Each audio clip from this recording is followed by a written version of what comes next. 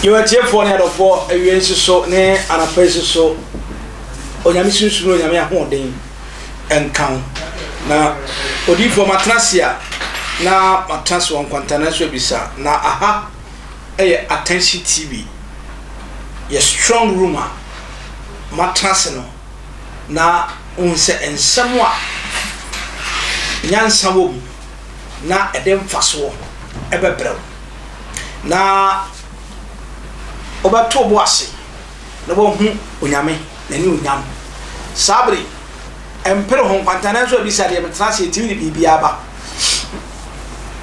na bibia na ti na matras dia bibinti na bibinti so dia University Foundation ene ba wachidom ne sumasi na face so say University ne sumasi nti ene try share ayemini adoye enso be ye ochefa na watimi abeka ho na wama ne mission ana se ni so ade ho anyame de si ne so na etimi abamu adoye eye na adoye ehye nkuran adoye so obi akoma etore adoye pepa obi ni su na medin the prophet Eric Akosentwi medasa for ye God's Revelation Ministry ano ewo ablikuma agape William Street kane ne ye frɛ holutu but na echenji aye William Street pepacho ufri school a usi William Street so the first house, second house and the third house no ye wona chipe pepacho e abrosan ye frusu e brother e bible kwasiada e arrange service ukwara ye nyumre sorry ya wada oni for maintenance pepacho tiri ye wo programmer e hye ne bosumi May mu pepacho May mu a ye start on the 10th, on the 11th, on the 12th, 13th, no, it's now. May be the Sunday. Until Tuesday, Wednesday, Thursday, Friday. The Sunday, may be. Now, the saucer obey see who's my bone, so. Now, what's me about the baby? A numeric one, 5 o'clock to 8:30. We are talking about nature. Na your basis nyuma and so they are come. The mantle is still going on into Chaise program we. The spiritual festival unyu humfim. Na obeba sa afashe we bi. Se abefo tumi kwa afashe. Ekobo nko ahopo. Si ebi kun. Ekobo nko ahopo se ebeji waja pade afiri wonsam. Ekobo nko ahopo se ebe mo adwo so kete so. Ekobo nko ahopo se de tiyare ebeto so. Na wona mana otibom beng and my baby your friend me also office your friend is happy or some so we show program makoma bong bing bing bing bing bing bing bing bim bim bim bim bim bim bim the so one mo me a me ko eti yam pese wakoma be sa bing bing bing bing bing bing nti me so baba afashe the spiritual festival na festival na afashe afashe kese pa ye beka onyame hintasem onyame asem project undiluted from the word of God. I did know how we is all babishia na a pow na make cancer so na a queen and it's was saying. Na the American say, the dear prophet Eric Akosentwi, a was a before me here on my member program maybe.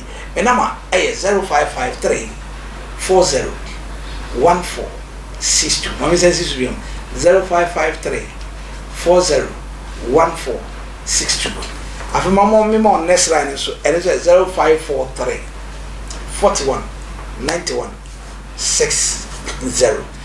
And also our history I say a trouble it's best to say men show one confirm na asma me catch me and found data and go head to kakaka where's our win and yet my body bread.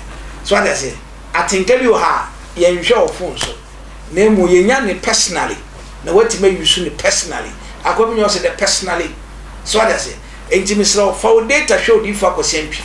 Now when you inspiration words, a words who can benefit you, a words who can transformation your life.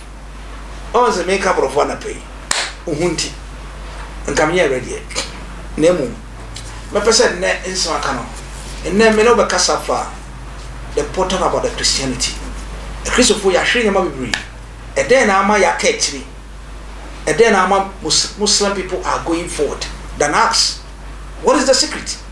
eni nche nya me nko na watra se ma me ntwa me ho nkomra na me guest no me ba me ne betudwa na me ne tudwa me pa to bo asfa pen ne pepa na sua bibi na jot bibi to ho me pa to enfo de tanhwe kwasese mo uko do social media no video bi atema twem ko me wo su tam hwe it will not benefit you and na ma wa konkonsani and na ma wa yes and count this.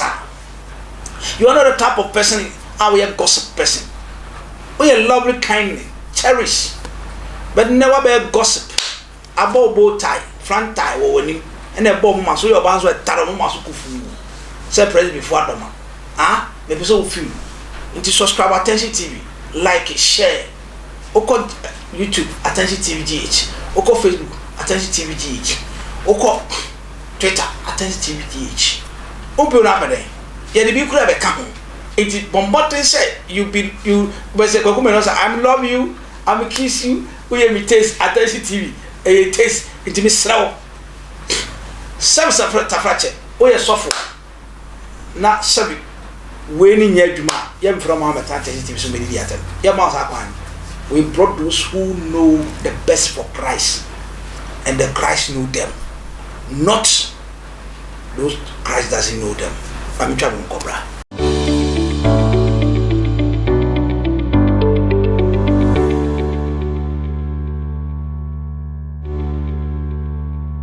You are here for night of 4 years. I was say, you're quite so about aha, Attention TV.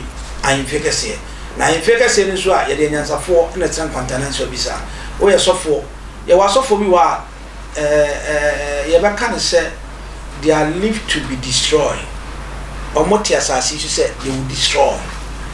Bah, who Matata was a bah, who Motiti. Mamen Chia, me papa, I'm a church of Pentecost. Papa Michia, what your wisdom has grown me to this certain level. And I cherish the wisdom you imparted in me. I already share papa, not Yamino Cassia. Nasabri would that immediately left Hayano. Mene, me papa, Reverend. Oh. Me kind of Reverend cry. I'm a romantic account. I mean, go back to make it romantic. And then Reverend, powerful man of God, Reverend James Ado, he imparted the wisdom to people. He ran the Bible school. Until we are so for our ministry, nice we are gazetted the church. You want to impart wisdom to young pastors. When we finish, if we are making contact with you, just call. Now I'll be responding. On channel, very simple. My member, Reverend James Ado Akwaba. Akwaba. Yeah. That's it. Yeah. And then some counts. Why? Nyame wife pa. That's it. Papa, and then me person me now kasafa the important about the Christianity. You won't say a Christopher no. Intimi grumi yamma by your friend who Christopher. I didn't know my basa. A tea for you. Medenchiama a chief nyina na mida prophet Eric entry. Yeah. Asi. I was a ko sign fe fe ya odi ama mi. Na prophet make us say na mission bebre. Medasi. Don to nkom. Medasi. Don ma di medie bi odi enkoso. Medasi. Medenchia so ma masafo ma one family of grace. Oh, very good. Chapel. Very good. Associate pastor Isaac Amewuga. Me yere Dickens nyina medenchia ma mu nyina. Me papa Isaac question or no so Albert question. Sorry, Albert question. Also medenchia Ebrel. Papa asema wokan. Asemu a ehu hia kese pa. Na when we say tete na Christosum bae no. Sani Christosum ekono ene no adane. Adane asiwo. Ni asiwo mu ne say problem ni na leadership. Mpanifo di kanfo na is fears here no. Edu ba bi na echia. Nti me bawo. O pa che say Bible say na want man hwe ni fie no. He cannot be a watchman for him God. David. That means leaders no one hwe fie. Sana me hu no efa. If you say, did you have a proof?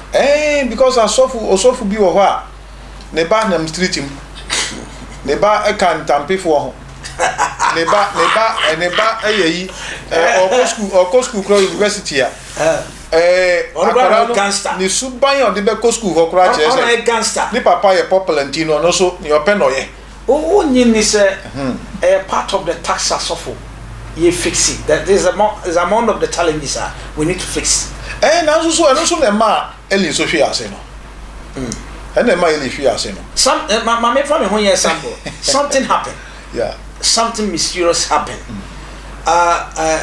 recently BC amochoro I pray for a lot of nkoda nti me back am I pray for them and what happened say by the close of the day now results on any schools in Babontin could you believe say me buy any school and yes when trial the grade is better than near one school but when your school I need to drive. I decided to send her to another school. What happened is that me say the grade now about Bonten Ebiana Abai was with this grade is best. So me too bad, me feel too bad say when I me call need them me call ni what show be the atare ne dano ne bedroom itina me bofu kakra no catch me daddy you need to have a sad patient for me I'll get a school and me drive from here to Kofodia because I want the best for her and me drive to Kofodia and I try to put her on a private school because since the results now results are bad but on school as well I wanted to put her in a private school or this also be a school but I'm back. So your go school and was telling me said daddy the fees was 2,500 and you need to attend the school 3 years. Look at daddy. I believe that God himself can bring my school out. So have a patient. Would you have 2,500? Only you need to buy my textbooks. Why not say you don't believe your God? Ni na mbo fuka krenti ni maame na ene me kasa because me ka say I need 6 nti banya 6 no nya different figure there me no nya adwene but when I came home na me hu say what should be bitan ni dem so me for it maame hu say she is ready to do it but in church na me hu say sana school of replacement no he has turned to money. They are collected money. Some of the schools are taking money. Okay. What I say? When the government try to do something, some of them are taking money. That's why I'm to team. One corner according to schools now, one corner according to the results. Obianya 30, agri 30, no koi. Pope Jones or whatever it is. Answer these are there. Obi call adisede. How? Then you know a strategies. But when we are leaders and we need to plant something, a seed away your mum. Emma ya call entity nipa who say we are good. He say a mouse you good. Ye nyane sa onyi say ye bom pa ma manfo ntin ye face sa challenges we because na wo say some of pastors be minimum we igbo Nigeria because igbo yeah ordinary trees because weed wow ena ebi so ba enso no nsa is it not a part of the cross? Okay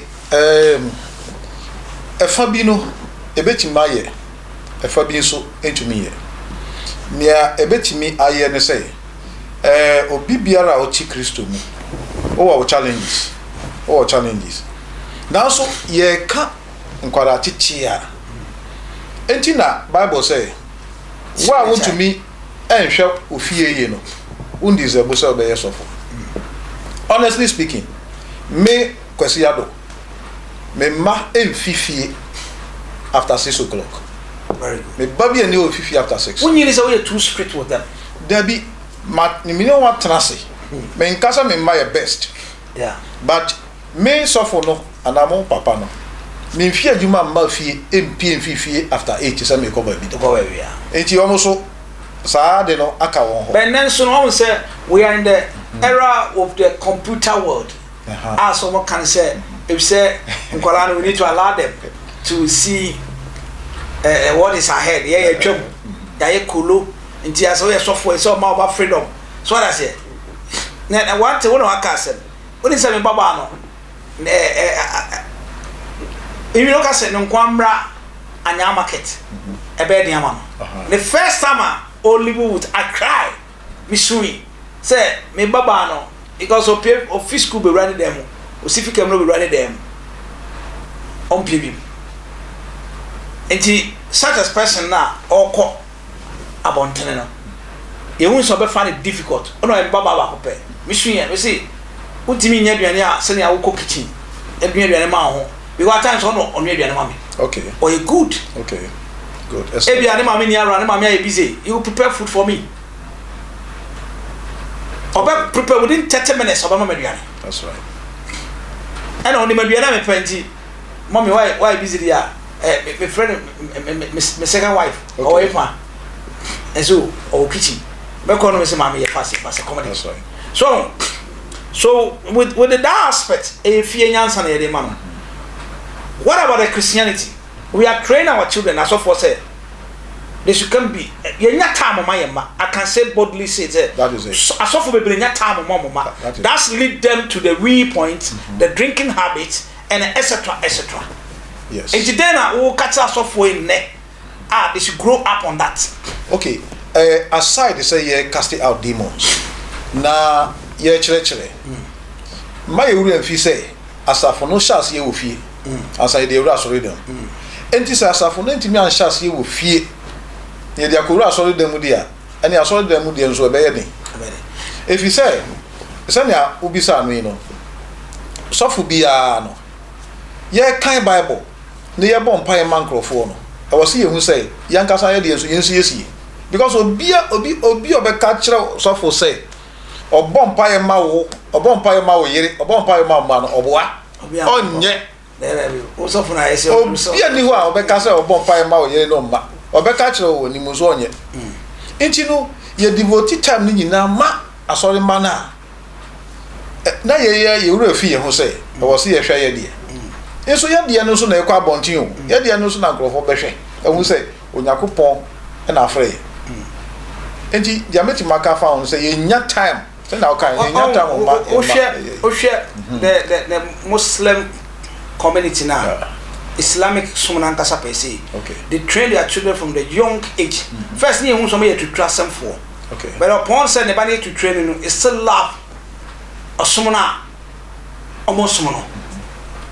5 times in prayer. The Muslim ni bano beka ko bompai irrespective of whatever it is. Obasumi nyame. Be Christopher way. Ye ma free efie eko secondary school we are. That's the end of serving God. Okay. We cannot continue. Obaba no why rascal. No we need to know actual some DB no the actual ebunetic Malcolm X. Yes. And a narrow S and a 1 S and a Tupac Y. That's right. Just they did things with their head and they make dreadlock. Yeah. No I know basa o nyare ni nika no watwe o she nika be 4 no asan say jeans ni so a e da nika na se e na e hye ne na ase. Do you think say such as nkwala say no omko paduma ye bre obi ntimi recommend ni fa mo obi. Sir. Enti Christopher ye what tax asofo no to preach here ye ntimi nko bi sa question. Yeah. Is a Sunday school teachings no and they say emu pain. That's right. Na ema ye man who say we are a certain religion bia eno na guide ye. Sure. So enti na me pese be say sia so why sofo are we educating people with a imparted wisdom to people to be a ministers, reverend ministers, apostles and etc. Who was said here and say What's that? My son, you call Deuteronomy chapter 6. Bible can be wo ho. O can be wo ho